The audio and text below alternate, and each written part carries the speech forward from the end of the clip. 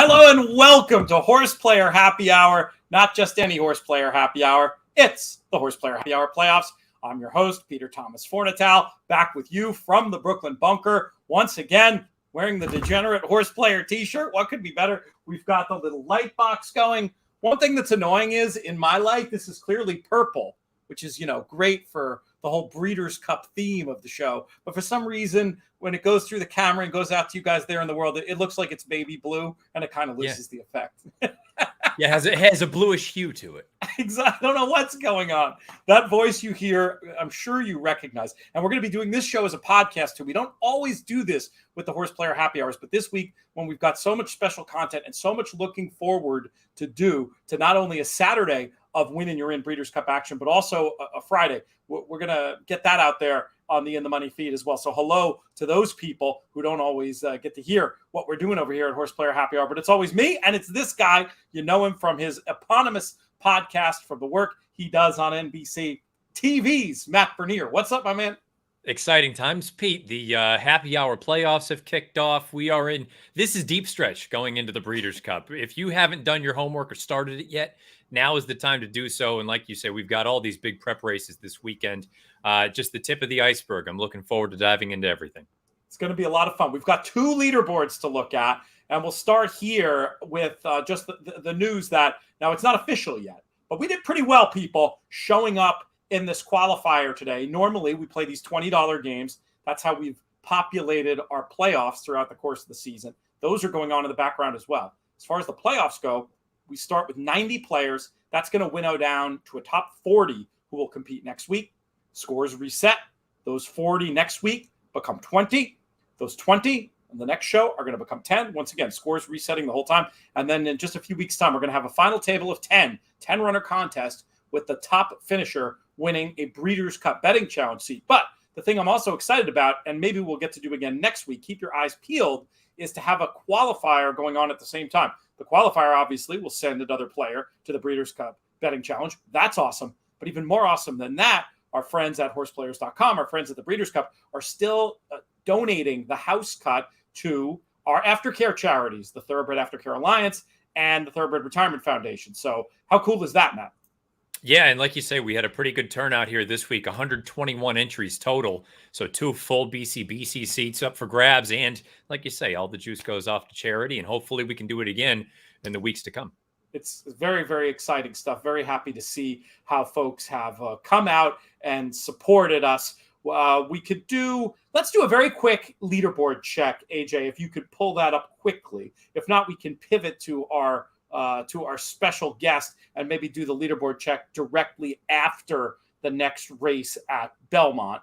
I'll let you make the call, AJ. If our guest appears, that'll be the way that we go. And if a leaderboard appears, which it just did, that'll be the way that we go. All right, so we've got 2 leaderboards this week, and we're starting off with the is this the playoffs, or is this the No, this is this week's contest, the individual week. There we go. And we've got some big scores up there on the board with Joseph Paese. I'm going to say it as if it's an Italian name. I'm not sure if it is. And Wayne Tam up there tied at 114 in the top spot. Bob Montgomery, 79. Braden Selvig, 74.10. Mike Webb, 73.40. Julie LeBoyko, 65.20. Gary Fenton, Little Red Feather Racing right there at 62.70. The Undertaker, Stephen Thompson in 8th at 59.80 right now.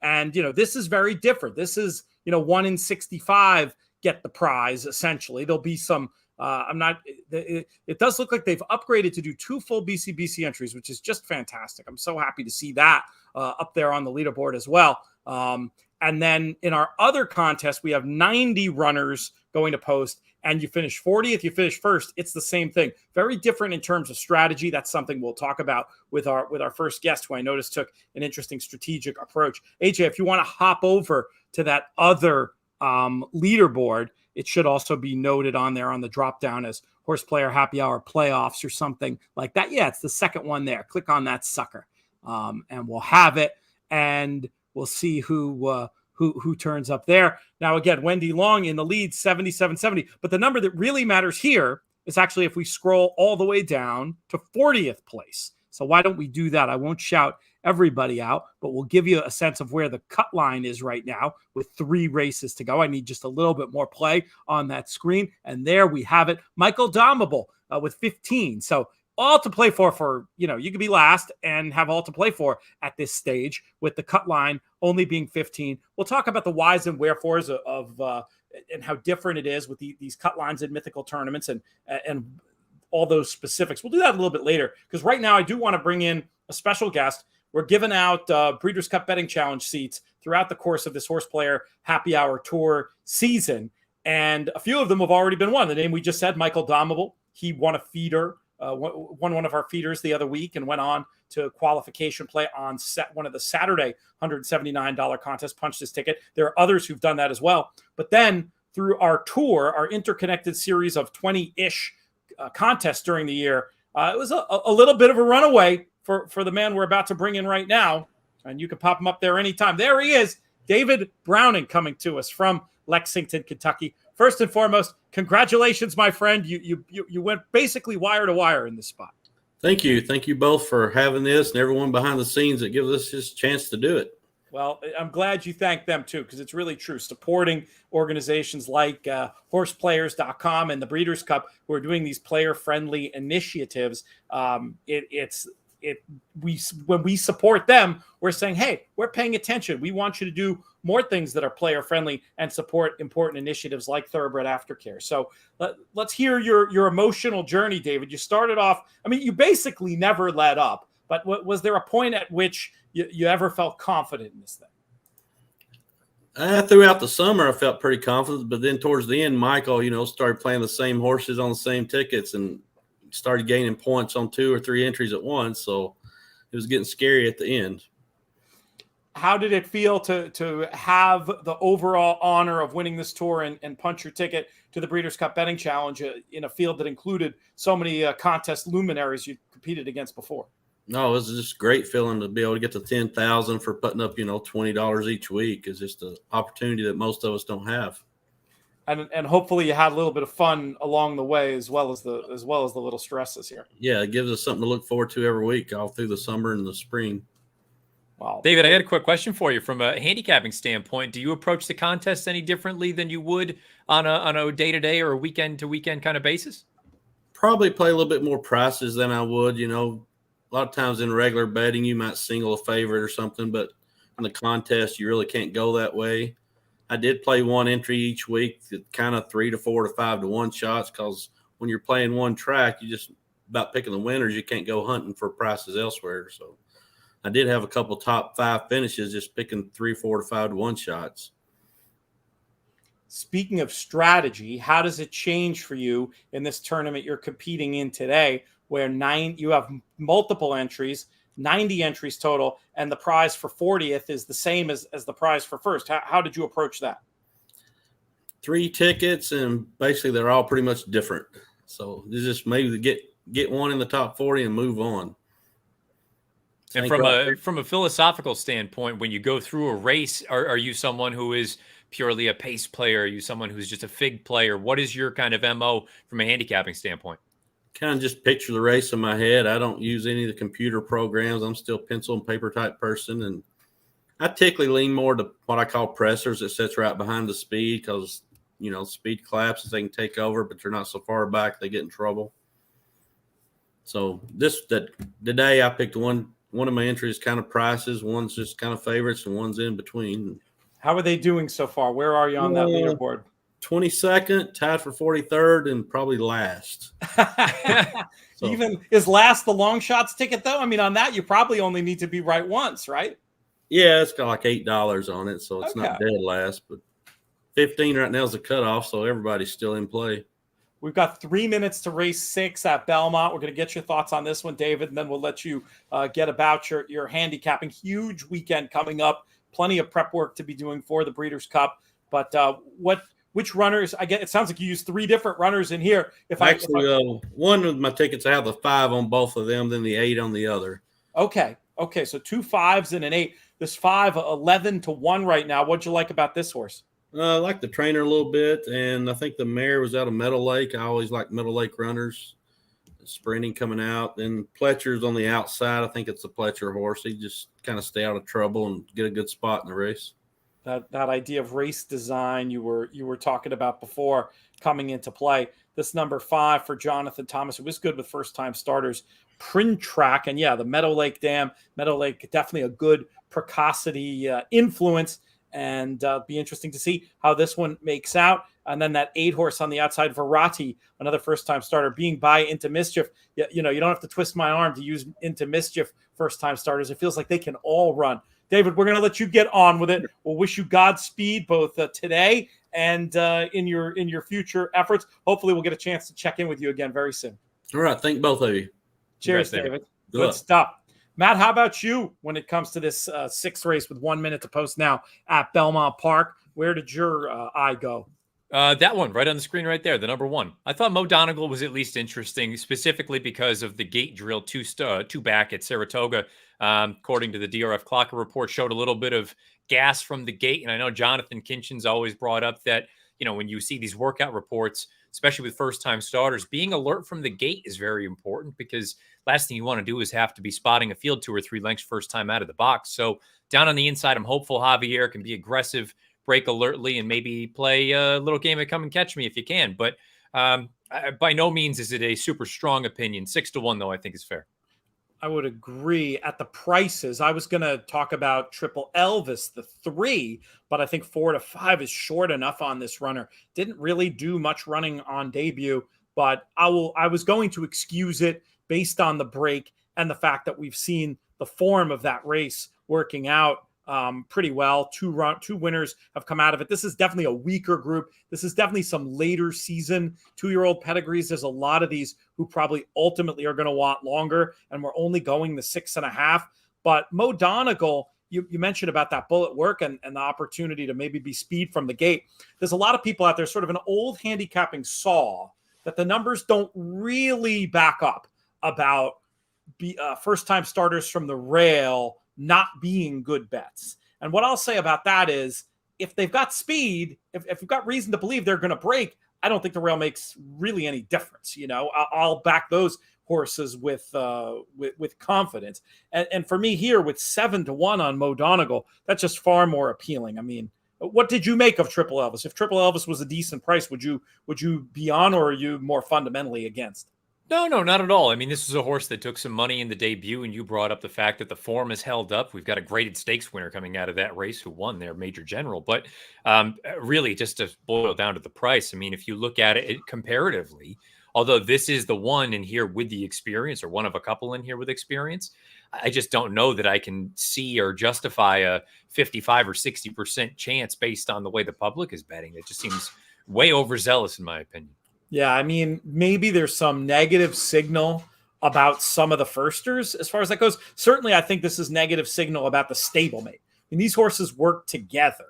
So the fact that, I mean, who knows? Maybe now I did this before to a Chad Brown firster that was cold on the board and then went and won. That happened in an earlier episode of Horseplayer Happy Hour. So maybe if you backed Green Jacket, you should be very excited with the tote reading that I'm about to do and say, I just find it very strange that Triple Elvis could be 4-5 coming out of a common work with that first-time starter who looked to make sense on paper, and have this one be 7-1. I'm just going to take a look and say Curlin, Malibu Moon. The whole world seems to think, all the insiders anyway, seem to think that Green Jacket needs longer. Would you look at it that way, or would you say, hey, worked heads up with the other one, maybe this is the value? Well, the only thing that I can think of is that, to your point, these are sort of later developing fall 2-year-olds that perhaps part of the reason some of these horses are the prices that they are, because people think they're going to want more distance as opposed to the 6.5 first out of the box. And maybe a horse like Triple Elvis, who I'm not saying he's not bred to run long, but at the same time, with the experience edge, and perhaps this is more of his game compared to some of the others, maybe that's part of the reason. I'm a little surprised the Pletcher on the outside is only 7-2. I thought that horse would take a fair amount of money.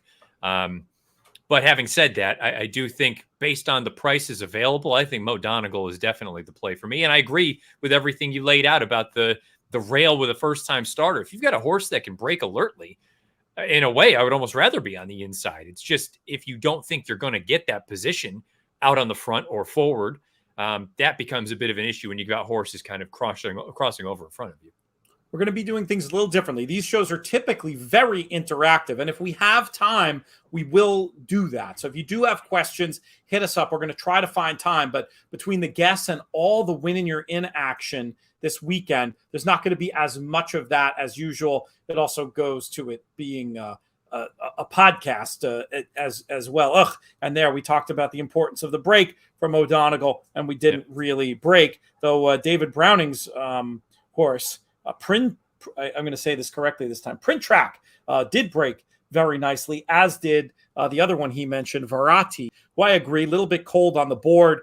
You see one like this cold on the board with the dam side pedigree. I was thinking maybe that was an indication that he was going to need longer, but he's coming into the race nicely, and the favorite isn't in a bad spot either. It feels like this race is down to 3 here as they're about to turn in. Yeah, I can't imagine anybody else factoring in here. Chad's horse has every opportunity if good enough. You brought up that the Thomas horse broke like a shot, went right to the front. Chad's tipped out right now. I would think that the horse is going to go right on by, but depends what we get from Todd's first-time starter. Yeah, we'll see what happens here as the real running begins. And Verratti, under a lot of pressure, Triple Elvis swung up in the bridle on his own courage, being asked for everything now, throwing everything but the kitchen sink at Triple Elvis. And looks like he might be hanging on the money a little bit as Verratti is finding more in deep stretch after looking like he was in trouble. And this one is going to get one of David's tickets in a very nice position. It's going to come 8 and 3 with a big closing flourish. Now this is what I'm always looking for with the 2-year-olds. We're going to see the head on hopefully momentarily. Look at the one galloping out. I feel like based on the slow break on that left lead for quite a while, nobody was making up any ground in this race. I would just suggest throw the horse in your stable mail. Yep. And when they come back, you need to assess who else is in the race. It's not just a blind bet back. But I thought that was those are the things that I'm more interested in seeing. Look how far back that horse is right now with 1/8 of a mile to go.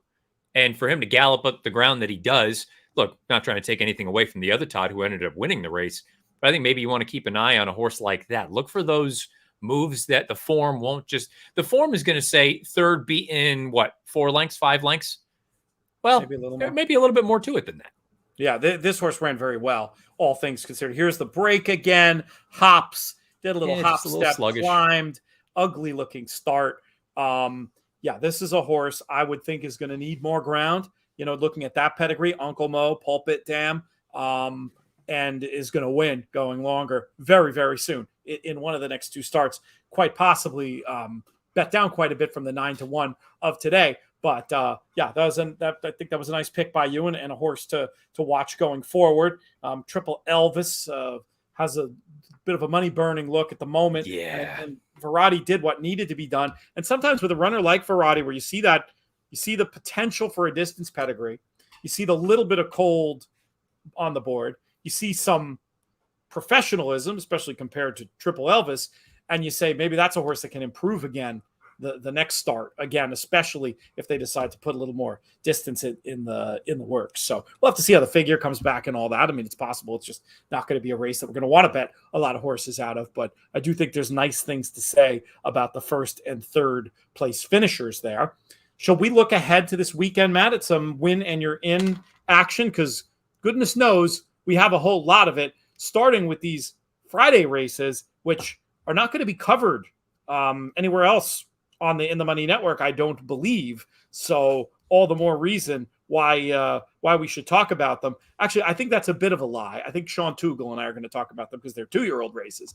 So there will be a baby talk that will also be popping up there. But this will be a chance to get your thoughts and to give at least a high-level view. And if folks don't realize, this Friday, it's a Friday, but this is a card you got to pay attention to. This is better than many weekend cards you're going to find with these 3 Win and You're In races for the 2-year-olds, graded stakes action with the Chandelier and the American Pharaoh, and then an interesting little race with the Speakeasy. Let's start there with race number 5 at Santa Anita tomorrow night. Matt, what did you think about this one?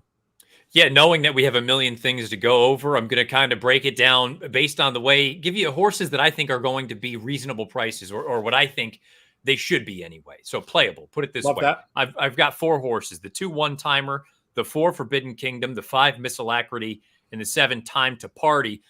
One timer I chatted about him on my show way back in August, saying that I wanted them to run him in the hopeful, because I thought based on the pedigree, he wants to go longer. I think even though he's by trap shot, there is certainly dirt pedigree on the bottom side. Sir Winston is in the family. So I think added ground is going to be to his benefit, but it sounds like this is what the plan was all along for them. I made him 3-1. Forbidden Kingdom, I guess they flirted with the idea of running in the American Pharaoh, instead stayed here in this spot as a bit of a nice little stepping stone. I made him 9-2. I thought that debut was fine. I thought he was shortening a little bit late, so this 5 furlong distance should be right between his ears. And then Miss Alacrity, I made her 3-1. I thought she ran really well in the Colleen. Wouldn't be surprised if she came back for Ward and ran big in this spot. And Time to Party, I thought it was a relatively easy lead in the grand scheme of things, but I thought anytime you get Peter Miller with a turf sprinter, especially with the younger ones, I think you need to take note. I made this one 7-2 as well. I suppose if I needed to make a pick, I'd stick with one timer, but I think one of those 4. I'd be surprised if it was somebody else. I was nervous about one timer for the turf. And synth and turf are similar enough that maybe I'm overthinking it, but just like looking through the damn side pedigree, looking at the trap shot prodigy, and I think the one timer is going to just take a ton of cash on these figures earned on a different surface out of town. Ravelli hasn't, he's only had like 3 starters at Santa Anita, so I'm not going to draw any conclusions, but I do like to see, it's always nice to see a trainer who has had success on the circuit. So I leaned against. I went with Forbidden Kingdom, but I don't think we're going to get your desired price. I'm concerned on the way they're going to bet that this horse could be a bit shorter than that. The pace figure that we saw on debut for Forbidden Kingdom, I think would put him on the lead here. And my gut was just that the horse was going to be better on turf. We know how good American Pharaoh is. It does look to me like he's going to be better on turf than on dirt. The Dam dropped the turf winner using that GSR metric from our friends at Equine Edge. He actually improves 5 points on his GSR going to the turf. And then the form of that race is pretty good. Kamui came back and won the maiden next time by 6. So it's I was going to, taking a selection-oriented approach, I was going to go there, but I totally respect and agree. If you want to make money in the long term, what you're doing, trying to price this up and then bet the ones that are going to be bigger than they should be, that's the way to go. If you had to guess which one of yours was going to offer value, now I know in real world you're not going to have to do this, you'll be able to see the board, but if you were to guess, where do you think the value will lie based on that line that you made? Probably the outside horse, Time to Party. I made that one 7-2. I just feel like with the figs that this one has earned compared to some of the other runners in here, maybe gets overlooked a little bit, not a ton, but enough that you're close to that 4-1 morning line. And I think that would at least be relatively fair. Again, I think 7-2 is kind of a good number on this one. Miss Alacrity, I just think the Ward piece is going to be just enough to depress the price too much. I think she may vie for favoritism. Whether she deserves to or not is another story. And you bring up one timer. I take all of your points, and I think they're all valid. I think this is, with lower profile outfits, and I say that knowing that Larry Ravelli is not a low profile outfit, but in Southern California he is. This is not a normal move. I do understand the logic of saying I want to prove it to me that you can do it on turf against better horses, because if we're calling a spade, that Victoria was not a particularly good group of horses that he beat. So I wouldn't fault anybody for approaching him sort of at arm's length, but I've been really taken by the 2 performances, and I want to see if he can do it again here. And if he does take a ton of money, then yeah, he's probably a fade. But if he can get something in that, I made him 3. I think that would be a reasonable price. If you could get that, I'd bet him. Looking at the way the pace shakes out in here, I wonder if Forbidden Kingdom won't be held up for like a stalk and pounce type of a trip, and maybe going a little bit slower early will increase this one's late kick. That's what the trip that I want to see. There's obviously, being a 5 furlong turf sprint, surprise, surprise, there does appear that there's plenty of speed in the race. One other question I had about Time to Party, and we're probably talking about this race too long, but I just find it interesting, is I think the tactics on this one are going to be interesting, because you got the outside draw is great for this horse, I think, because that thing we've talked about many times, you have that opportunity to see what the riders to the inside are doing before Pratt has to commit. You've got Pratt in the irons. That's going to give you confidence that whatever the right decision is, it's going to be made. But this is a horse that's won wire to wire twice, in a race where you got 4 horses with faster pace figures. So I wonder about the situation for him, but that's probably counterbalanced by the good draw and the pilot. So I think it's a fascinating race. It'll be very interesting to see what happens. I'm going to stick with Forbidden Kingdom, and we'll see how it plays out on the tote board in the first of our 3 2-year-old races. And the second is the very next race number 6 at Santa Anita, 6:30 Eastern, mile and a 16th for the 2-year-old fillies. We got the Chandelier this time up, and it's another race where I think there's a bunch of horses you can make cases for. Ultimately, I decided, not unlike the last time we saw Grace Adler on the racetrack, and she was a nice winner for Baby Talk. I think was the only place I talked about that race. But got a great setup there. I think she's going to get a great setup in this spot. And the other thing I really like about Grace Adler is that it's not like that was some suck up, clunk up, did all the running in the lane when the race was over kind of run. She moved into the fast part of that race and got into contention and then finished her race. Blew them away, really. Good looking work since. I'm not sure that they can beat her. That's interesting because I made her one of 4 in here. So I guess let me just call them what I would consider contenders.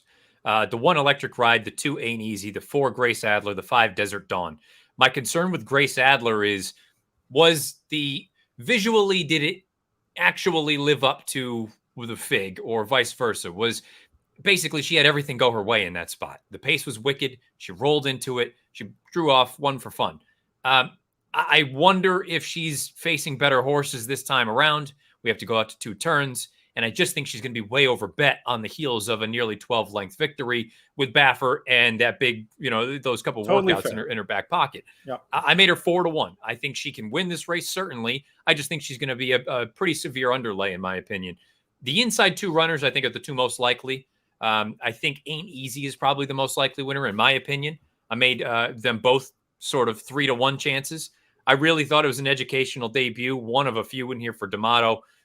Full of run, ears pricked at the very end, in behind horses. I thought that's always something I like to see. And I know it's a big jump from 5.5 to a mile and a 16th, but based on the pedigree, I don't think that's going to be much of an issue. She's a sibling to Cupid, who we know what he was capable of. He won the Hollywood Gold Cup, I believe, at a 1.25 miles. So the distance, I don't think is going to be an issue for this one. I like that you've seen that this one can sit and finish as opposed to being a need to lead type.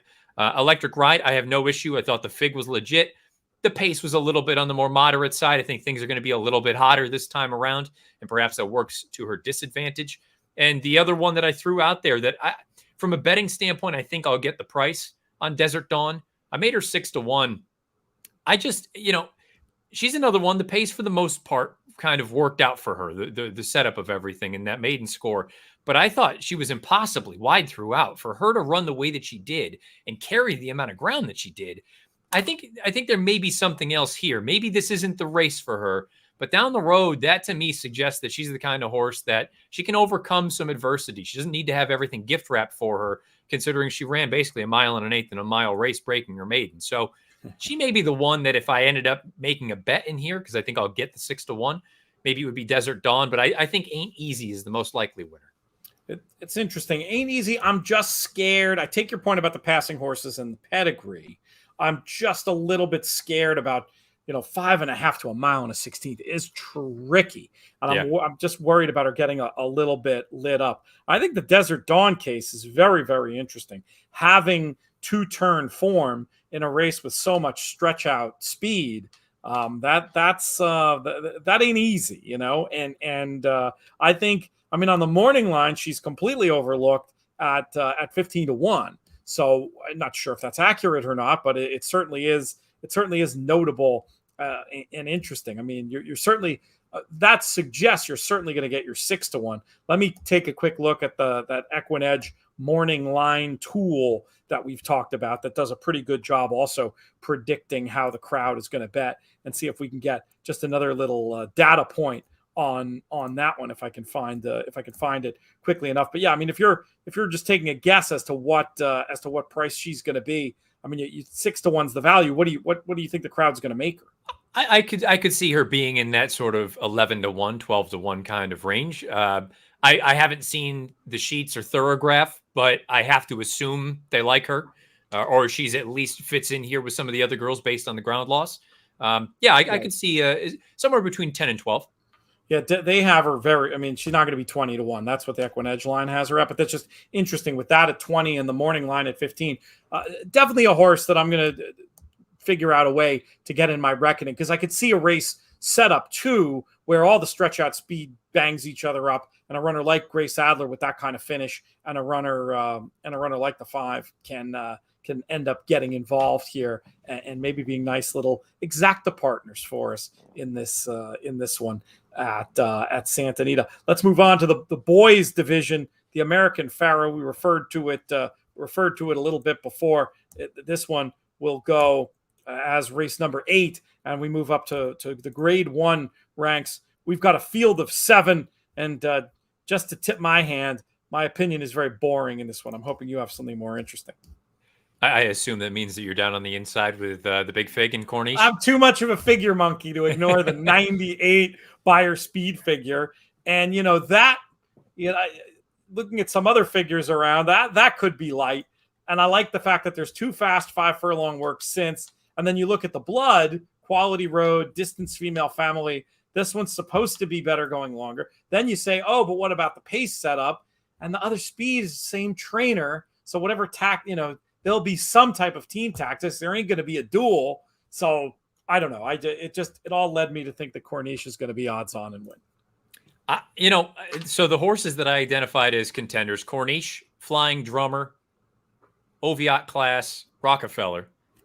I mean, Corniche, purely from a fig standpoint, if the horse runs back to that, and again, you do have to deal with the giant stretch in distance from 5.5 to a mile and 1/16th. If the horse runs back to the fig, he's going to win. I guess I made him 2-1. You're not going to get 2-1. He's going to be closer to even money, I would think, maybe even 4-5 odds on. I don't know. I mean, I looked at this race and I didn't think it was just as easy as he's just better than everyone else. Maybe I'll be proven wrong, but I thought Oviatt Class ran really well. Not just because of the connections, but when I watched the tape, and I have it written in my trip note, whiffs of Texas Red. The kind of horse that if you give him pace like you had in that maiden score, I think he's going to run all day. I think he might be halfway decent in the grand scheme of things. Rockefeller, never changed leads at any point. And yes, he was bet down to be the favorite in that spot, but I just wasn't overly impressed by the maiden score. It didn't really knock my socks off. The horse that I want to bet him, and I think I'm going to get the price, is Flying Drummer. And he doesn't look all that sexy on paper. He's still a maiden. But that run most recently, Oviatt Class was the one who defeated him that day. The pace that they set going 2 turns was unbelievable. He got hooked with some big long shot in there, tucked him away, put him to bed. The 6th place finisher was the next out winner of the 55 Beyer. The fact that Flying Drummer didn't pack it in entirely makes me think that there's something here. They paid almost $1 million for him. And pairing up those 73s in his first 2 starts, I think he's going to improve. Is it enough to beat Corniche? Probably not. But I made him a 9-2 chance. And I think there's a scenario in which I'll be very curious to see, is this similar to the Arrowgate Travers, where Bejarano, who's aboard American Freedom, kind of gives Corniche a little bit of room down on the inside to let him go? Because if they don't do that, based on figs from a pace standpoint, I don't think Corniche is fast enough to outfoot Flying Drummer. And I think the last thing they want to do is get him stuck in behind horses. So I'll be very curious to see what the instructions are with the 2 Baffert horses on the inside. I think there's more there than meets the eye with Flying Drummer. That's all I'm saying. I can see what you're saying. There's one has come back to run out of that race and won. So the form of the Flying Drummer Oviatt Class race is good. And you never know. I mean, these are 2-year-olds, so they could have a plan to do one thing or another. And what you're suggesting isn't necessarily a bad plan. Where the 2 breaks and sort of goes wide and lets Corniche do his thing down at the inside, and then they just run their race. But it's also possible these 2-year-olds can get lit up. And if that happens, the one I agree with you that the interesting one becomes Oviatt Class, because that was a pretty solid race. And I know you don't use the name of Texas Red lightly, especially in a show sponsored by the Breeders' Cup. He was part of your big deep run at the Breeders' Cup betting challenge a minute or 2 ago. But within the life of an extended version of this show, we'll call it that. But I take your point, and I mean it's almost the one you don't hear as much about. It's almost the old lone closer angle. I mean, I guess fans of Phineas may chafe when I say that, because you could make the case that that he's got the ability to potentially close and come into this. But I don't really like closing sprinters stretching out. A horse like Oviac Class, who's already shown the ability to win at 2 turns. I mean, that's one I'd like to keep on side. I think I'll have some 1-4 and some 4-1 on tickets as well. The other horse in here who I don't have him necessarily classified as a contender, and I've tried to group contenders basically 6-1 and less as being a contender. Anybody above that, I think you're kind of underneath types. Papa Cap is kind of sneaky to me because that Del Mar Futurity, it's a disaster of a trip. He nearly unseated Bravo at the start of the race. The way that he was shuffled in behind horses, for him to, I don't want to say run the way that he did, but I think there's a lot more there than maybe meets the eye. I'm not suggesting he's going to win this race, but you see the pedigree. You would think going out to 2 turns is going to be in his wheelhouse. Maybe he's one that you can kind of play around with a little bit underneath. And I think you base it off of the best pal, not the futurity as sort of your running line if you're trying to project what he could be. It's an interesting race. It really is. I'll be curious to see if Corniche can live up to the hype that I and many others have put on him. Going to be fascinating. 3 excellent 2-year-old races. Great stuff for your Friday night happy hour. Make sure to have it on and check it out. And we're going to get plenty of clues for the Breeders' Cup. Clues that will continue as we move on to racing on Saturday. We're going to go back to Santa Anita eventually for 3 more win in your ends. We're going to start off at Belmont. But before we do that, I wanted to just throw in, you mentioned that idea of considering contenders horses that you're pricing up under 6-1. I think the first time I ever read about that concept and using that as a cutoff was in a book by Mark Kramer called Value Handicapping. And we're actually going to have Mark Kramer with us a little bit later in the show to go over. We're not doing all the French win in your in stuff on this show, but we will get his thought on the Prix de l'Arc de Triomphe coming up in Paris on Sunday. And we will have a separate segment on the regular In the Money Players podcast late week show with our international panel of Alex Sauceville and Naomi Tucker and Michael Adelson going over all of the Group 1 action in France. So we've got you covered there too. But now we're going to cover you at Belmont and what I'm going to describe as a very interesting running of the Champagne Stakes. I've been a Whit fan for so long. He's got to do better when it comes to getting out of the break. Eventually, I thought there were too many with big upside. I went another direction for my top pick, but I'll give my thoughts in a minute. Let's get yours. Who wins the Champagne? Look, I have the entire field as a playable price outside of Cavid or Cavode, however you'd like to say that one. I made Whit 4-1. I made my Prankster 7-2, Jack Christopher 7-2, Gunite 9-2, and Command Performance 5-1. Now, based on a conversation we had a few weeks ago, right after Saratoga wrapped up, I'd mentioned the horse on my show earlier that week, and some folks were making comments during one of the happy hours about Command Performance. I said he was the 2-year-old that I was most interested in down the road. And I said, on my show anyway, I at least speculated on the idea that if I were involved with the horse, I would take a shot in the Champagne. What do you have to lose? I think the upside is there. If it doesn't work, you regroup, you break your maiden, whether it's at Belmont or you go down to Gulfstream and you get him ready to be a legitimate 3-year-old prospect. For them to show up here, knowing that it's another Todd and it's the same ownership group as Whit, I think speaks volumes to what they actually think of him. Now, if for some reason he gets withdrawn from the race, do with that what you will in time. But I assume he's here to run, and I have to kind of give him a look. I just know he's going to be the right price. He's 10-1 on the line. I made him 5. He's probably going to go off closer to that 10 than 5, I would think.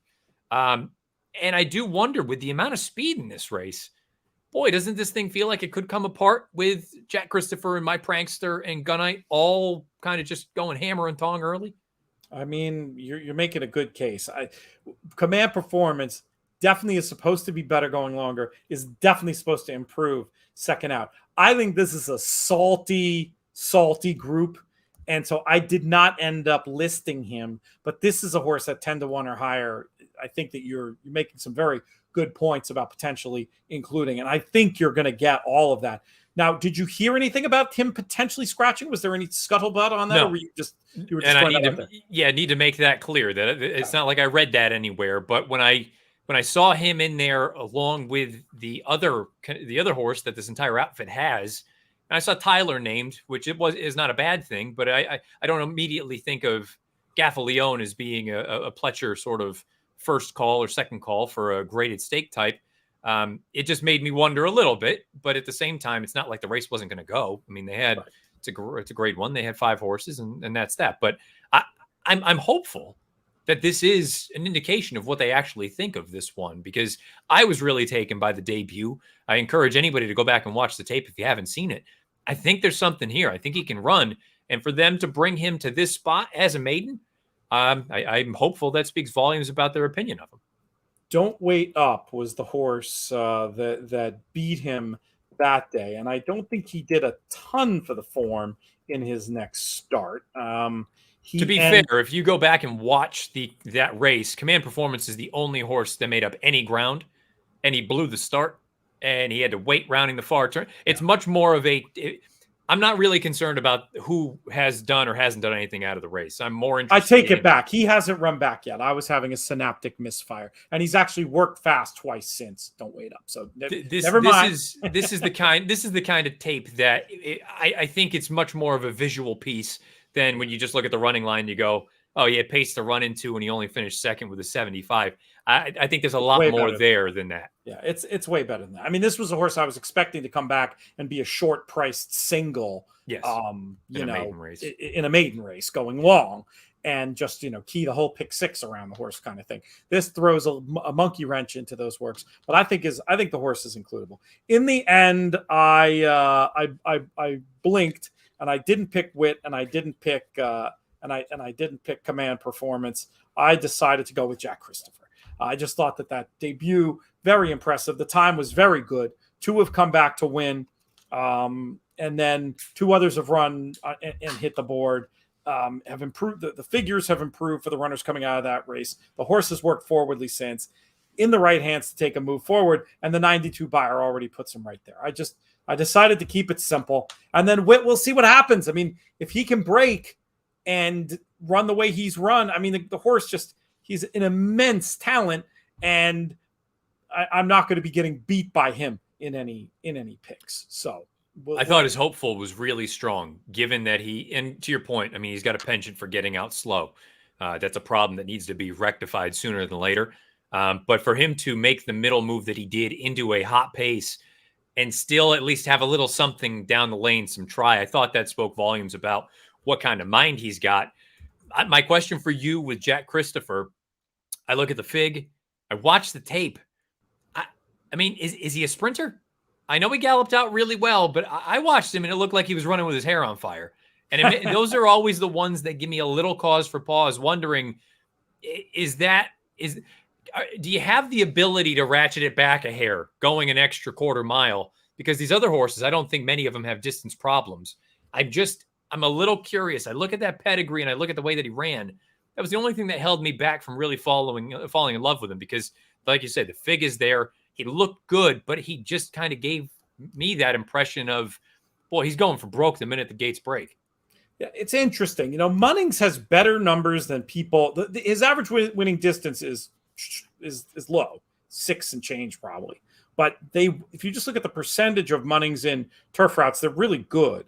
And then you've got this Dam, who was a sprinter. But if you look into the siblings, you've got some horses that did better, that did all right anyway, going long. Ran some decent figures going. Let's see here. I'm just looking at the siblings now. Don't Rush, one of the siblings, did run like the best figure or tied for best figure going longer. It's an open question, but given the hands that he's in, sure. I was going to trust that he'd be able to get this. He'd be able to get this mile, and the 1-turn mile can be very testing. There's a debate about that. Some people think 1 turn, it's less stamina. I think it's more stamina when you don't get to run around the turn. So he will be tested, but I think he's got enough. He showed enough brilliance that I'm willing to roll the dice. But if he doesn't win, that's probably why. They are going to the gate at Belmont. So let's put a pin in our win and you're in look forwards. We'll come back to the 3 Santa Anita races after race number 7. I think we're still going to have time to get everything in. We do have a 10-minute pre-record to get in here, so we may end up chatting a little bit quicker about those Saturday races, but they will also be covered elsewhere on the network, so I'm less concerned about them. I really wanted to give these awesome Friday races their due. I thought this was a 2-horse race on paper. The market seems to agree. Let's start there. Is this essentially a match race between Starfront and More Moonshine, or do we think? I mean, actually, Glass Ceiling for Charlie Baker down on the rail, taking some serious money in this spot. But the by my reckoning, I liked More Moonshine a little bit more just based on 3-1 versus 3-5, but I was certainly going to have some 2-7s, plenty of 2-7s to back it up as well. Is it more complicated than that? I went with the 6 before you. Nice. The horse is definitely one that, from a fig standpoint, isn't good enough to win. But I think from a tactical standpoint, there's one way to go. You got to just send and try to clear off. I used this one in the contest, which it has not been a great day for me. I only smoked out the most obvious horse in the entire card, I think. But I just thought, and she didn't change leads last time. It's a little bit of a concern, but I think she's got proper gas in here. And I do wonder if this is nothing more than a means to an end for a horse like Starfront. And while More Moonshine has run fast, we have one good one and one dud. And I know the dud came going 2 turns. I just kind of want to see what we've got one way or the other. I don't need to settle at 5-2 or something like that. I decided to ignore the last race in the slop going long, ran a good pace figure to the 6 furlongs. So I was thinking just should be suited to a T by this cutback. My fear, I hope you're right about the 6 firing. I think that could really help the 7, because if Starfront is left alone out there, I mean, it's probably all she wrote. We'll see what happens as they get ready to pop from the gate here at Belmont for this 7th race. And it looks like there is going to be plenty of company on the lead. Starfront is out there. Is that and there's your 6. And it looks like your 6 before you is going to wrest the advantage. I can't tell if Starfront is chasing or comfortable sitting down there, but I don't absolutely love where Starfront is down inside in front of horses. You look like you're firing. Meanwhile, More Moonshine a little bit further back than probably ideal in this spot, but looks to be traveling okay. 22.57 for that first quarter. But now Starfront's got herself in a pretty good spot. What do you think is going to happen from here? You got to be happy with where you are. Yeah, and look, the Baker horse is running really well too, riding up right into the pocket right now. If this comes down to a class test, Starfront should win. But I like everything that Johnny did on this horse, on this filly before you. I don't know if she's good enough to hold this one off, but he gave her every opportunity to win, put it that way. Yeah, and this one isn't done. Glass Ceiling, who really traveled up in there with the double handful and looks like maybe going to run them all down. More Moonshine never fired. Yeah, Glass Ceiling going to be an impressive winner. This was a good example. We don't really have in-race betting in the U.S., but Dylan Davis, the way his hands were going around the turn when he started to make a move, you just knew a big run was coming. I didn't know it was going to be that big, but big stuff from Glass Ceiling. I was hideously wrong about that one. It happens, but good on the folks that ended up with Glass Ceiling. And I would think in a contest, a lot of people might have just said, to the prices that both the 2 and the 7 were going to be. And when it comes to looking for other options, I wouldn't be surprised if we see a lot of 1s and a lot of people moving up on our leaderboard, both for our playoffs. Maybe in our playoff format with the 90 entries going forward and 40 advancing, maybe some people said, what the heck, I'm just going to take Starfront. They're going to be fairly disappointed with that. Though I guess they still will get a few points, but a very nice hit for those who backed Glass Ceiling, who broke right through the Glass Ceiling there in the 7th at Belmont. Oh, we'll wait and see what the figs look like. I mean, this filly is remarkably consistent. She runs high 70 buyer speed figures. There's nothing to me that would overtly suggest that she ran much, much faster today. I think it's just, again, that cautionary tale of, Starfront had the big fig, but it came in a paceless race. She's been gone since October for nearly a calendar year. There's always, just always tread lightly with those types, because they could be superstars, and she still might be. But she also may need a race off the bench just to kind of shake the rust off some. I don't think it was a disaster, but I would be stunned if she ran anything close to the way that she did in that career debut from a fig standpoint. I think I got suckered in just to red board it for a second for myself on the projected pace scenario. I wasn't smart enough. And you go and you look at Before You, and of course Before You was going to go to the lead. And I just, I'm looking at a ton of stuff today, and I followed the pace projector a little bit too blindly there. But yeah, it makes sense that Before You was going to be able to be out in front when you factor everything into the hopper. It sets up beautifully for Glass Ceiling, who was maybe going to win regardless with that big run. And it will be curious to see very curious to see what this pace figure the speed figure comes back. And you're probably right, is probably in line with what Glass Ceiling usually runs. That's usually the way it works.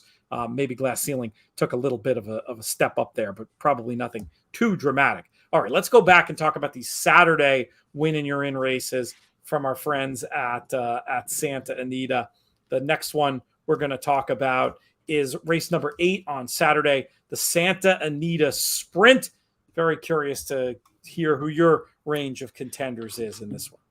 I have Dr. Scheibel at 4-1, Vertical Threat at 6-1, CZ Rocket at 3-1, Flagstaff at 7-2, and Collusion Illusion at 6-1. To be honest, this field I don't think is very good. CZ Rocket makes sense. Flagstaff makes some sense. Flagstaff, I hated how early he was to change leads in that most recent start. That to me is more alarming than a late lead change. And I'm not convinced that this sort of distance is really his best. I think he's good 7/8 to 1-turn miler. Dr. Scheibel, I don't have anything to really say bad about him other than I don't think he's overly fast. I just don't think he's got an edge on this field. Vertical Threat, I think he may be a paper tiger. I've fallen for this trap one too many times. He could win. Maybe he will. If he's 9 or 10 to 1, I'll entertain betting him, but I don't know that he'll be in this spot. And that basically leads me to Collusion Illusion. Collusion Illusion, when you look at the way the workouts were spaced, he basically went into that green flash, which was his first start on turf, after a pretty significant gap in the workout tab. I'm not going to hold that race against him. He comes back here and they put blinkers on him. He's got a 47-2 bullet out of the gate in his most recent workout. And on his best day, I think he is every bit as good as any of these horses. And he may slip through the cracks a little bit. This would probably be, if I needed to make a pick in this race, I'd probably go on to Collusion Illusion just because I don't like anybody else. And I still think there's a chance that this is actually the best horse in the race. That's who I picked too. I was hoping I handicapped before morning lines. I was hoping we'd see maybe a little bit more than 4-1. I mean, I think your line is better in terms of what I think the value is. But, first start on dirt at 4, second off the long layoff. Last figure showing is a 98. It's a good draw. Certainly concern over where he's been. Concern that Pratt worked him and Dr. Scheibel and chose Dr. Scheibel. But see, I think those things are why it ain't going to be 4-1. It's going to be 8-1. And then the potential bug becomes a feature when you're talking about potentially getting twice the odds. I think Collusion Illusion is going to lay closer with the blinks, get a good trip. I like the horse. Scheibel makes all the sense in the world, and it could set up really nice for him if they decide to send Collusion Illusion in this spot. I like the fact that Scheibel's won with a variety of running styles. I like the third off the bench. And then I guess my question with Vertical Threat is what price is this horse going to be? Because if you cherry pick his best pace figures and best form, he could be a valid threat on the front end in this spot. I don't really see it, but this is a horse I want to keep on side. What number potentially? What number did you hang on him?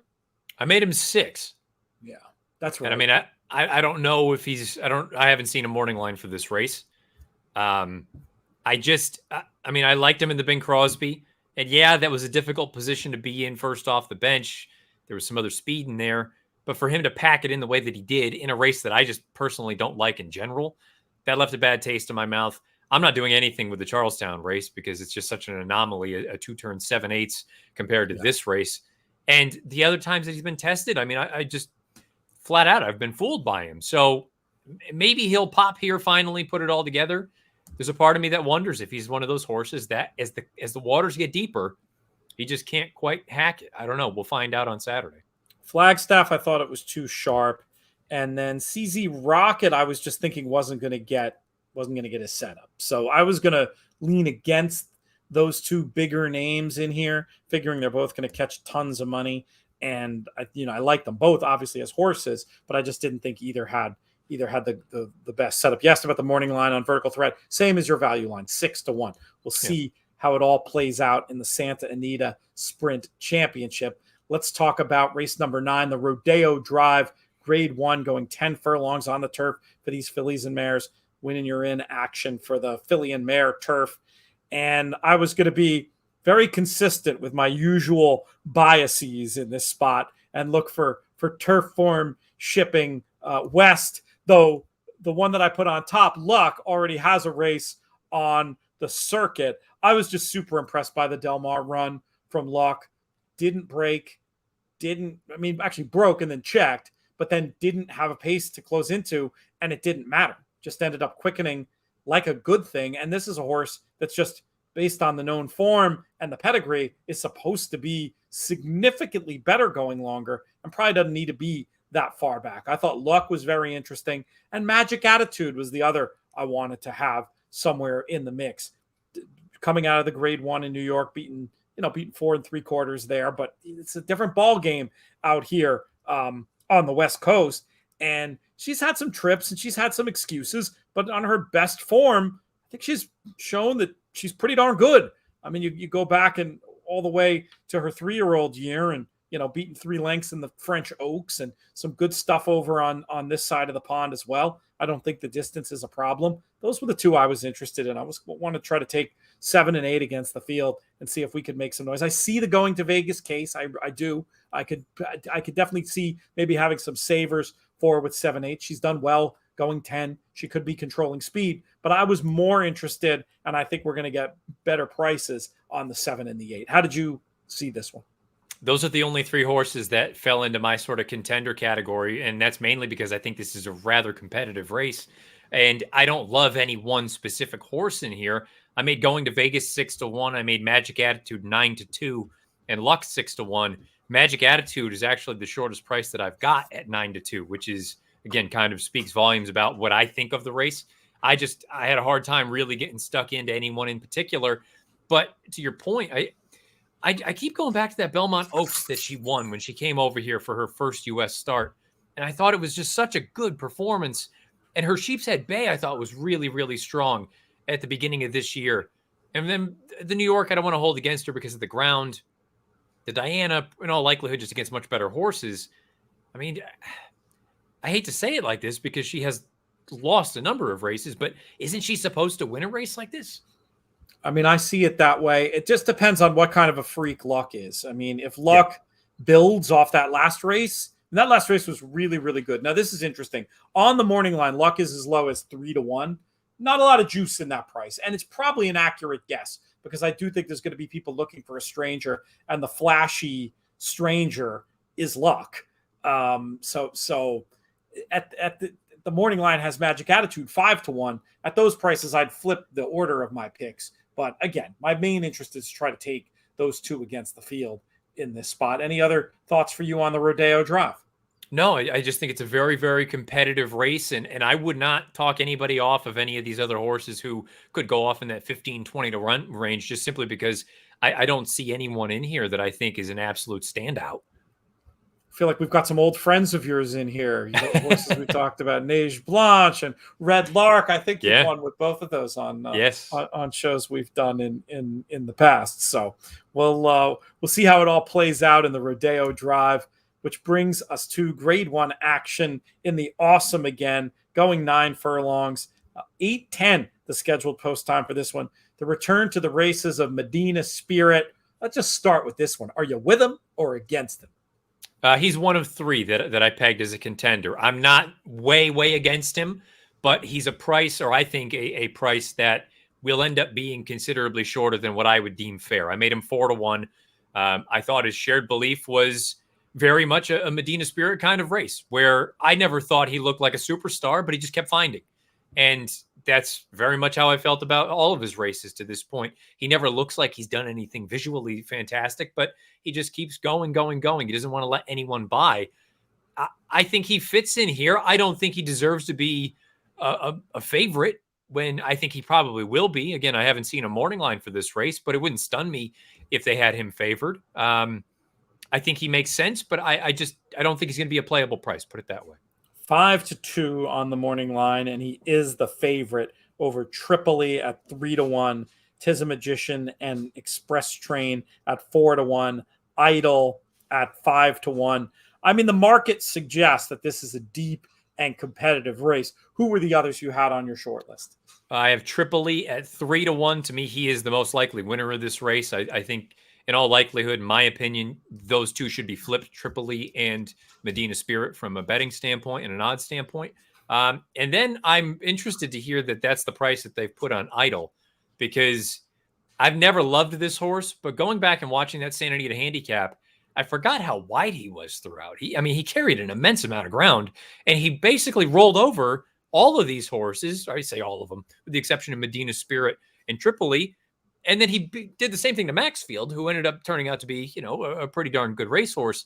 I made Idol 4-1 as well. I'm a little dubious about the length of time that he's been gone. It's a lot to ask first off the bench, but look, if he runs well, if he runs back to that big cap, who knows? Maybe you get a forward move in his next start. And I mean, it's not like the Baltus Barn isn't one that can't win off of a lengthy layoff. I think he'll be ready to go on Saturday. I've got two against the field here again. I'll start with the one I had listed second, because that's Idol, just because we're there. He's beaten the horse that I actually ended up putting on top on the form book. And it was just such a good race when last seen. Yes, it was ages ago, but this horse is only 4. So there's also a chance this horse has developed from that last run. And if he has, he's going to take a bunch of beating. And I think it's going to be a price. I'm just almost has to be, with everything else going on in here. That 5-1, for me, that would be acceptable. I went with Express Train on top. And I know it was just a non-effort in the Pack Classic, but watching it back, I was willing to be a little bit more forgiving for the fact that the horse was just never in position. And then keying off the San Diego, I think that run would put him right there. I was going to be a little generous and say maybe that last fast 5 furlong work is an indicator of readiness to get back to the good form. And I was expecting another horse. I mean, I was sort of hoping we'd be looking more at 5 or 6 than the 4 of the morning line. But I wanted to be, I feel like you're supposed to be against Medina Spirit in this spot. I have nothing against Tripoli. I'm just not exactly sure how good he is. And I think this is a tougher group than what he's been facing. And I was just willing to take a little bit of a shot against at the prices. So that's how I ended up looking at this race to come 3-8 or 8-3. And that's how I'm going to play it. What did you make of Tiz Magician? Because I had a really difficult time. I still struggle with that fig in the Pacific Classic in general. The idea that in his 19th lifetime start, he ran the best of his life. Granted, if he's ever going to do it, it's going to be out there dictating things on the front end. And he is a 4-year-old. Maybe he's just finally kind of flourished. But I mean, if you believe that fig, and from a running style standpoint, he at least stands a puncher's chance in here, I think.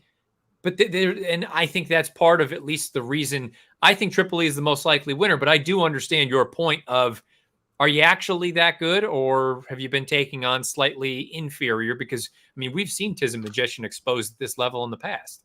Yeah, well, as far as Tiz Magician goes, I think it's a tough situation for a horse that's done the best running on or near with 5 or 6 horses who are just faster than him early. So I think it's just going to be a very difficult situation. You are getting Pratt in the irons. I'm not going to argue with anybody who wants to say, oh, Pratt will figure it out. But I mean, if this horse goes up into the vanguard, I just don't think he's going to be able to finish. And I mean, just to get back to Tripoli for a second, I do think it's tougher company. And I think this horse has had the horse has had great trips against weaker competition. So, well, I mean, again, not a horse like, if I were going like super deep in picks and had strong opinions elsewhere, I'd be having on backup lines. I'm not like looking to stand in the way of this horse like for my entire wagering day. But I just thought when I'm cherry picking this race and trying to find where I think the value is, I feel much better about the 3 and the 8 than any of the other numbers in here. Do you, regardless of whether you're sort of pro or con, do you think Medina Spirit fits against this group, or do you think he still needs to find? It's the right spot, but I think he's got to do better. He just visually didn't do much for me the last day. I thought that was an ugly looking race. And it was just one of those races that I said to myself after the race, like almost, I am, as I described myself before, as a figure monkey, but I said to myself, like, I almost don't care what this figure is. Like, this is a race I want to bet against. I want to bet against the horses coming out of it. And I'm just going to pin my colors to that mast and say, we got 12 minutes to race 8 at Belmont. We've got about a 10-minute pre-tape. I think we can get everything in here, AJ, if we roll this interview with Mark Kramer right about now. The show, very pleased to be joined by a legendary handicapping author and horse player and cyclist and just author in general. Got a bunch of stuff we want to speak to about with Mark Kramer, coming to us from Paris. How are things? Just great, and happy to be with you. We got a lot to talk about. Let's start with the reissue of Please Hold All Tickets, which I know you're excited about. We're going to have you on for an audio podcast soon to talk all about it, but I just wanted to give you a chance to explain the basic premise of the book and let folks know where they can buy it, because we got a lot of readers out here in the audience. Well, the basic premise is that these are the glorious 1980s and early 90s, and perhaps there are ideas about how we can restore some of that in the book in between the lines. That's not the story, but you can glean from the lines. There's also a question of dealing with racing in a humorous way. And I'm trying to get my publisher to say money back guarantee if it doesn't make you laugh. So far, he's not with me, but I think I'll convince him. The story has it's a novel, but these are real horse players and they're real races. And some of you will remember those races, but even if you don't, you'll all remember Sunday Silence. But even if you don't, you're in for some pretty exciting chapters. And most important, it's a road novel crossing the United States, going to all these racetracks along the way with a Don Quixote trying to make it as a professional horse player with his Sancho Panza. But I can tell you, with so many different horse players in the book, you will find yourself in there somewhere. It sounds fantastic. It sounds like it should be a film. Did you explore selling the film rights for this? Hey, if you want to be my agent. I've got 26 jobs already. Let's make it 27. Mark, I love it. It really sounds great. I have the review copy. I haven't had a chance to dive in yet with everything going on, but I will read it before we have you on the In the Money Players podcast, and we'll do a much fuller length exploration like we did with your other recent book that we talked about, which was in the realm of cycling. That brings us to our next topic, actually. It's not cycling per se, but we did talk extensively during your visit on the show about the charitable endeavor you put together that has inspired another member of the In the Money team to do something in a similar vein, talking about Bill Duncliffe and the money he's been raising. And he's already raised a ton of it for the Thoroughbred Retirement Foundation. Tell me about your association with Bill Duncliffe. And I do believe he's pretty much giving you sole credit for inspiring him on this one. Well, Bill is doing the Boston Marathon walking, and it'll probably go pretty fast. He's getting in shape for it. And I think besides the fact that we're defending the thoroughbred horses who give us enjoyment for our whole life, we're defending their right to have a good retirement. That's something that's not only animals, it's our human dignity to do so. So this is something that we did a 1,000-kilometer bike ride in the name of thoroughbred retirement here in France. My buddy Alan Kennedy and myself. Alan's been a horse owner himself. He knows he loves horses. So I think Bill deserves all the support you can get. But besides that, some of you may be inspired to do your own walking and hiking. I wrote a book called Urban Everesting about hiking in cities or in and around cities. And what Bill is doing fits the philosophy, because this will make you well. And walking, hiking, any type of physical activity can be inspiring for our own human species and not only for the horses. So I'm going to be following this, really excited to see how Bill does. We've got Bill scheduled to be on an upcoming podcast. He's going to talk all about it. In the meantime, the easiest way, if you want to give and support this cause, to support Thoroughbred Aftercare, which is, of course, the reason we're here with these Horseplayer Happy Hours, and a cause that has been near and dear to Mark for a long time, just go to our link and give through trfinc.org/players and mention, support for Bill or Bill Duncliffe. Put his name in there. He does have his own page over there, too, trfinc.org, and then it's Walk for the Horses Bill Duncliffe with hyphens in between, but that's going to be harder to find. So go ahead and just go to trfinc.org/players if you want to give and support this fantastic cause. And of course, that's for the Thoroughbred Retirement Foundation. You can also give directly to the Thoroughbred Aftercare Alliance, the TAA. But let's pivot towards our next topic, Mark. We've got you here live from Paris. And of course, the big race. There's many big races in Paris this weekend, but none bigger than the Prix d'Arc de Triomphe, while nobody's idea of a prep race over in Europe has proved a key trial, you could say, for the Breeders' Cup Turf over the years. Really want to get your thoughts on it. But I did find the TAA website is just thoroughbredaftercare.org. There's a donate button right on the screen. Feel free to give to them directly as well. But Mark, let's pivot to Sunday's action, Sunday morning, and this year's ARC. Who do you think is going to win the big race? Okay, well, first of all, as far as doing long walks for Thoroughbred Retirement, I'm wearing this specially for this because Nice. I'm going to propose that you and me, we do the New York Long Path, starting at Washington Bridge and going almost all the way to Saratoga next summer, okay? I'm all ears, Retirement. man.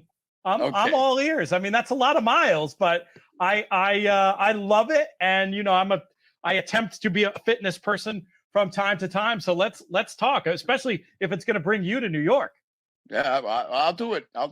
Now, as far as you mentioned the prepping for the Breeders' Cup Turf, they're one of the co-favorites in this race, Tarnawa, 9 wins in 15 races.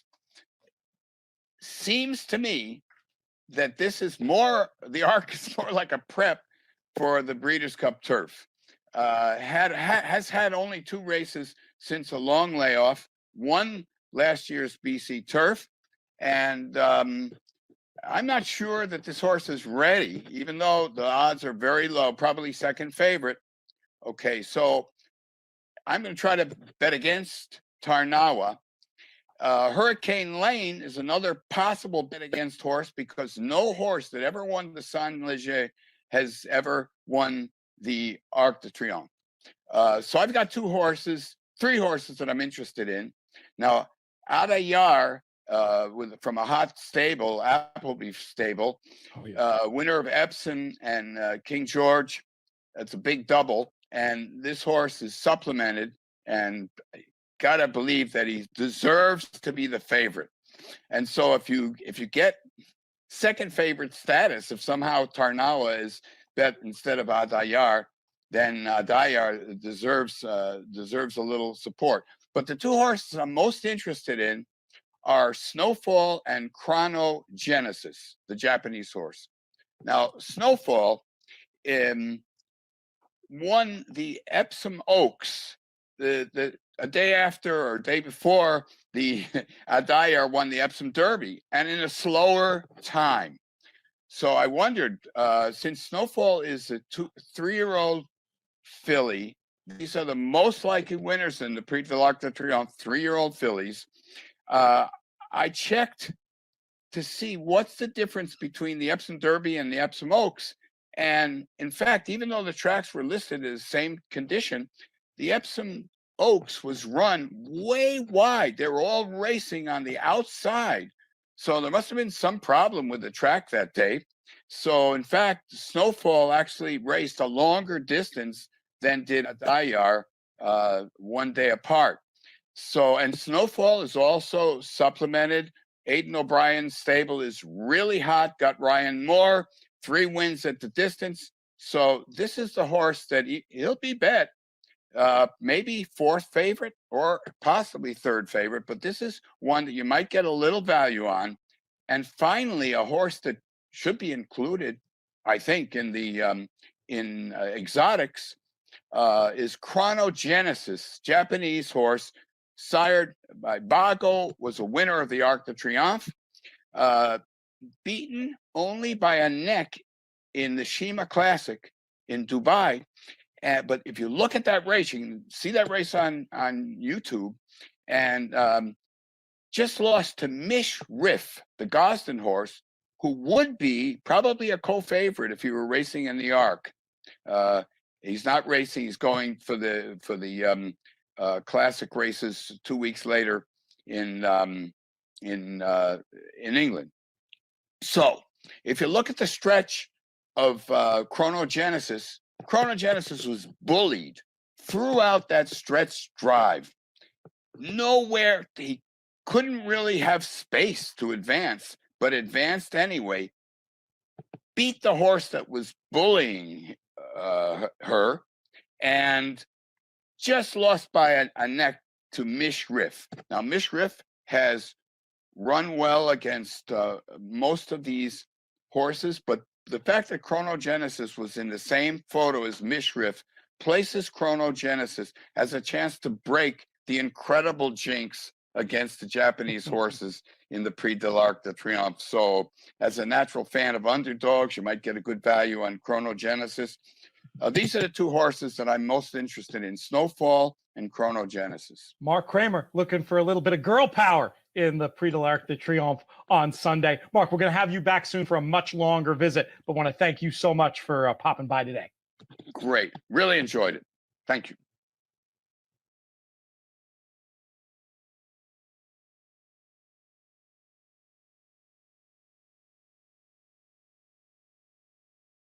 One of the good guys for sure. Let's talk about this race real quick. It's post time at Belmont. Matt Bernier, who did you go with? I assume I'm pronouncing it correctly. Scocciatore, the number 9 horse for Chris Englehart. When you look at the form, the most recent run, that really doesn't bother me or make me excited one way or the other off the turf. But the run 3 starts back, a 1-turn configuration. I know it was against lesser. We're going to be dealing with open N1X as opposed to New York bred N1X here. And that field that he defeated, really not all that great. But I like the way that this one moved, just sidled up, rounding the far turn, and drew off back to the left lead at the very end. But I think this one is at least in with a chance at a very playable price. I made him 6-1. He's 8-1 right now. I went with number 5, Christopher. I thought might be a little bit better coming from further back. Maybe had to do a little bit of the dirty work last time. I respected the 1 Perfect Money. Surprised to see the even money about this runner. I will have a 1-5 exacta, 5-1 exacta, but I'll back Christopher to win. Perhaps a hunch play with the Sopranos story. I'm actually going to be in theaters starting tomorrow. Many Saints of Newark. I've got my brother getting married this weekend, so I'm actually going to miss it. I hope I don't get all the spoilers from Nick Tamara. I've got a wedding this weekend as well. Tomorrow afternoon, I'm headed down to Staten Island. That's so funny. I have another friend. I mean, it's like it's wedding season. It is. We can do some shout outs real quick. Tom congratulating David on an excellent regular season. Says, hey, he's gonna do looking for him to do well in the playoffs. Steve-O says hello. Marco says hello. Mike chimes in. Tom Espinoza liked the figure monkey phrase. Somebody in a fairly unpronounceable, I'll just go with SC Zen, has some questions about Tripoli. Maxfield gets a shout. We got to talk. We haven't talked about that one yet. That's back east in the Woodward. I think he looks pretty good in there. Tom looking for the rebound from Express Train.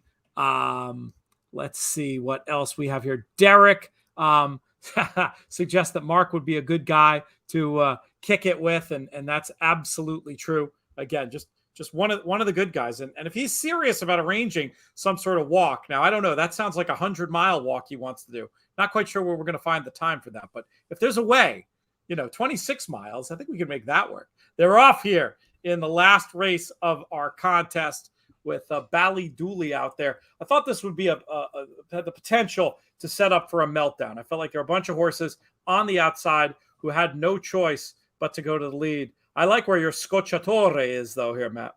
Yeah, I do too. I mean, this is very similar to the move that we saw 3 back. I just don't know if he's going to be able to outkick some of these closers from here.